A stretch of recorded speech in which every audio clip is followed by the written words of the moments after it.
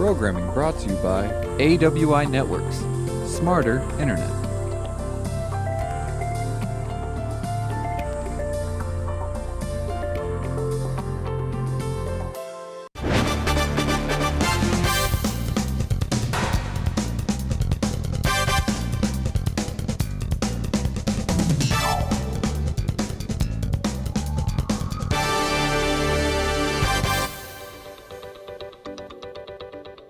Thanks for joining St. George News at 8. I'm Scott Beadle. A St. George woman was arrested earlier this week after she allegedly crashed her vehicle into a trailer in Hurricane, then fled the scene, all with her 3-year-old son in the car.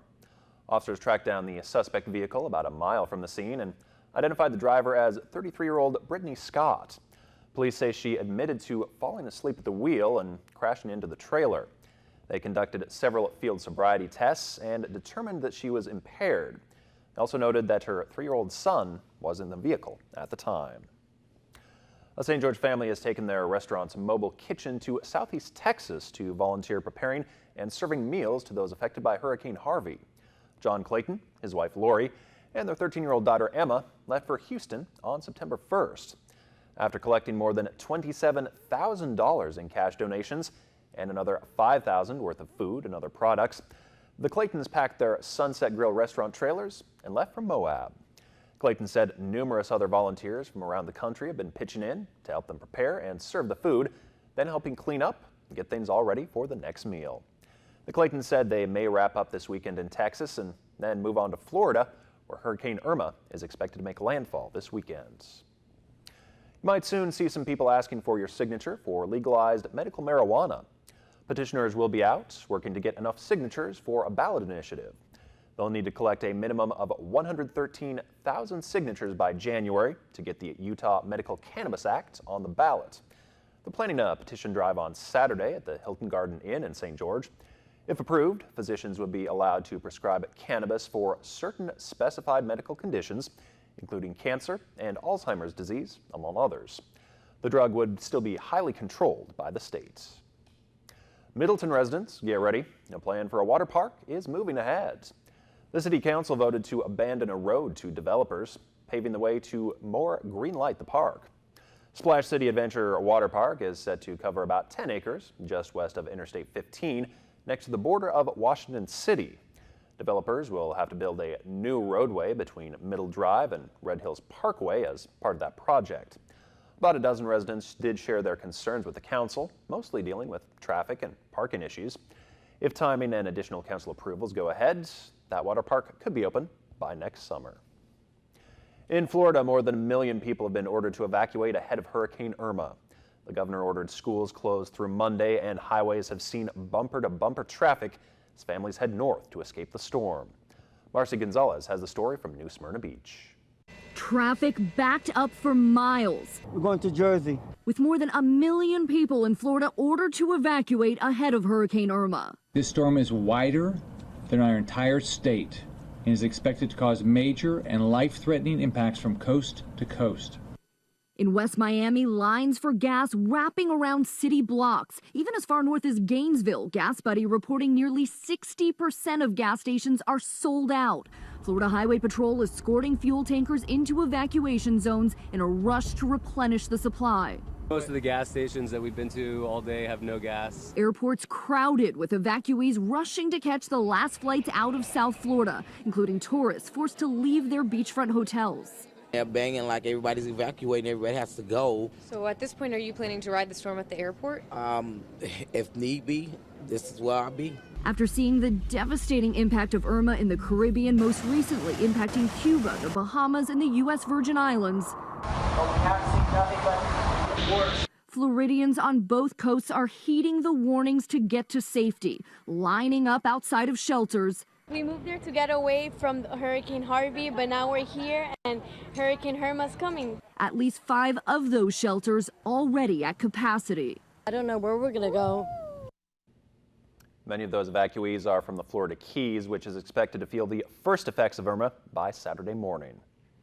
Chief Meteorologist Chris Summers has our forecast coming up after this.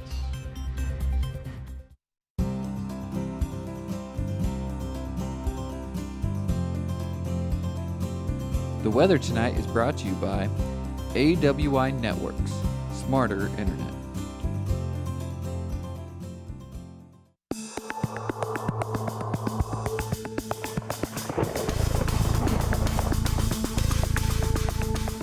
And a good Friday evening, everyone. We did see some pretty cool conditions out there for today. A lot of cloud cover, some rain showers making their way through St. George and southern Utah. And yeah, temperatures today only made it back to the upper 70s here in St. George. 78 degrees was our high temperature for today. That's well below that normal of 95. And we were way off that record of 104 back in 1979. Overnight lows were in the upper 60s, about where we should be this time of year. So far, only picking up about 300ths of an inch of rain, but there's some more rain on the radar. We could see some more showers and a couple of thunder showers come through here as we head through the next couple of days. You can see the satellite and radar then shows some of that rain. Again, that didn't make its way through southern Utah here earlier today. Now a little bit more rain down to our south in parts of Arizona and Nevada. That continues to make its way to the north. So we're going to keep that threat of rain in our forecast here with the clouds and rain around. Temperatures really not too bad out there. We'll see temperatures basically stay in the low 80s as we head into your Saturday. May get a little bit warmer though by Sunday, and then especially by next week we may notice some warmer temperatures back as we start to make some or move some of these clouds and rain showers out of our area by early next week. So partly sunny skies, again not quite as warm as we've been seeing the last couple of days. We'll keep a few scattered showers or thunderstorms in the forecast on Saturday. By Sunday still could be a little bit lingering of some of those showers and thunderstorms around as well. Again, maybe keeping that chance of rain in the forecast. Early next week, we should clear it out for at least one day on Monday before maybe another chance of some showers and thunderstorms come back to the area for the middle part of next week. Here's those high temperatures again. Yeah, definitely seeing very cool temperatures in our area today. 73 degrees a high up in Cedar City, 78 degrees in Hurricane, and here in St. George. Also Mesquite at 78 degrees. Still a little warm down near Vegas. Temperatures in the upper 80s to near 90 late this afternoon. Forecast for tonight keeps shower and thunderstorm chances around 52. The overnight low in Cedar City will go for 65 degrees, the overnight low in St. George, and then low to mid or even upper 60s from Mesquite to Hurricane as we head into the overnight hours of tonight. For your Saturday around Cedar City, temperatures only mid 70s in most areas. Again, could keep a chance of rain in the forecast too as we head through the day on your Saturday afternoon, and we'll go for highs again about low to mid 70s, northwest winds at 10 miles per hour. For St. George then on your Saturday, again another chance of rain, more isolated chances here in St. George as we head into Saturday afternoon. 83 degrees though, that high temperature, some very nice weather in the forecast as we start our weekend. Here's what it looks like on our surface map. A little bit of rain coming back in once again through parts of Arizona, even southern parts of California and extreme southern parts of Nevada as well. Seeing a few more showers and thunderstorms to our north too through parts of central and northern Utah. Again, most of this activity will last through the day on Saturday. May keep some isolated chances around on Sunday, but temperature-wise looking pretty good as we get to the weekend. 74 degrees the high for Cedar City, 75 degrees Enterprise. A shower or thunderstorm possible throughout the day. St. George about 83. The high temperature for your Saturday, 86 degrees in Mesquite. Again, could see a shower or thunderstorm in the area, west winds at 5 to 10 miles per hour. Keeping that threat of rain around on Sunday, Cedar City 7-day forecast to get back in the low to mid 80s though by early next week. Again, a chance of rain on and off through next week, and then by Thursday, Friday next week, could get back in the 70s in Cedar City with a chance for some rain around by about Thursday. Southern Utah and St. George keeping the chance of rain for Sunday, 93, and then back into low 90s or even mid 90s next week, Monday, Tuesday, Wednesday, with again a chance of some rain maybe Tuesday, and then we drop back in the upper 80s by Thursday, and back in the low 90s by Friday with another chance of rain late in the week. So overall 7-day forecast, not bad temperature-wise. We don't see any triple digits on there, which I think are hopefully going to be kind of out of that situation here for a while. We're getting to September, middle part of September. Hopefully keep those hundreds out of our forecast. And look like some just gorgeous days ahead for the Cedar City area. Yeah, too. definitely looking like some nice weather too. Temperatures 70s and 80s. Yeah, we definitely enjoy that here this time of year. All right, thanks, Chris. Up next, an elderly couple who might want to consider changing their names after all these years. What they have in common with some recent events.